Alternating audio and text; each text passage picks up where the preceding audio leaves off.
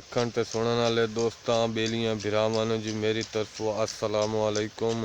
बाकिर काज़मी साहब जी तुहाडा शुक्रिया जी, तुसीं सानूं सबसक्राइब कीता। अल्लाह खुश रखने, वसदे रहो, आबाद रहो। मुझे क्यों निकाला के बाद अब पेश खिदमत होने जा रहा है कि मुझे क्यों बुलाया।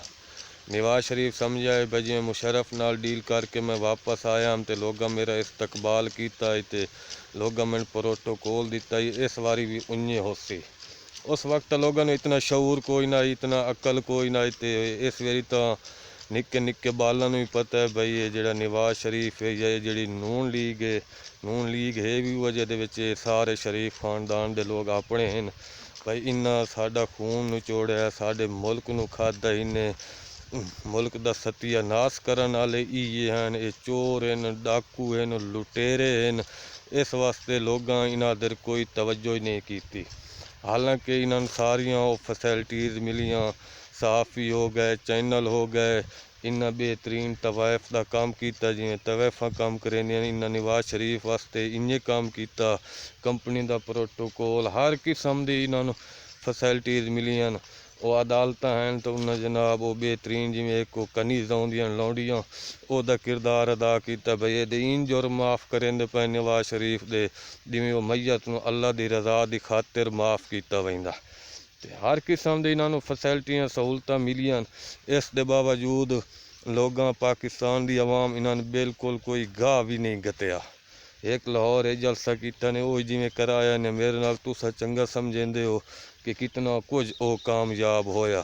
उस तो बाद इन्ना कोई जलसा शलसा भी नहीं रखे। उस तो पहले भी अगर ये कोई जलसा रखेंदे हैं तो एक वर्कर कन्वेंशन दे विच तब्दील हो वैंदा है।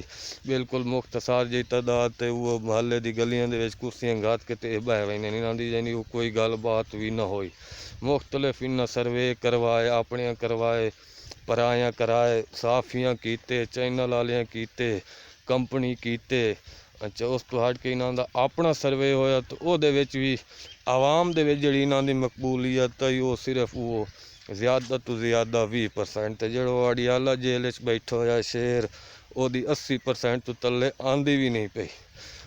इस वजह तो हुण वास्ते गल्लां भी सुनिंदियां पियां। एक नाम नियाद साफ़ी नामवर साफ़ी सुहेल वड़ाया च इंकशाफ कर जी शायद इंतखाबात मुलतवी हो वजन, इलैक्शन हो वनी नहीं कुछ अरसा वास्ते।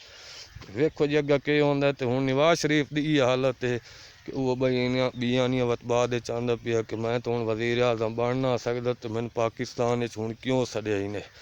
तुसें कोई थोड़ा जिहा हौसला घट रखो यार, कोई कंट्रोल करो अपने उत्ते।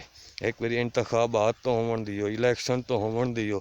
ये तुसां थोड़ी जी वर्कर कन्वेंशन करें दो तो जलसा बन वैंदा तो इतों वास्ते सारे खौफजदा हो वैंदे। तो वत ही आखदे भाई हुण इलैक्शन असां मुलतवी कर दे भी इसका इयो ही हल है।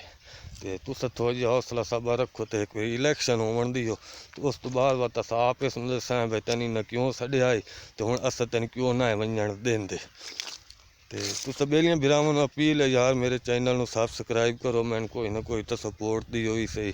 अगे मैं कल्ला चलो हुण नाल मेरे 5 रल हैं इयां आहिस्ता आहिस्ता तुस बेली भरा मेरे नाल रलदे आसो मेरी हौसला अफजाई होंदी वैसी।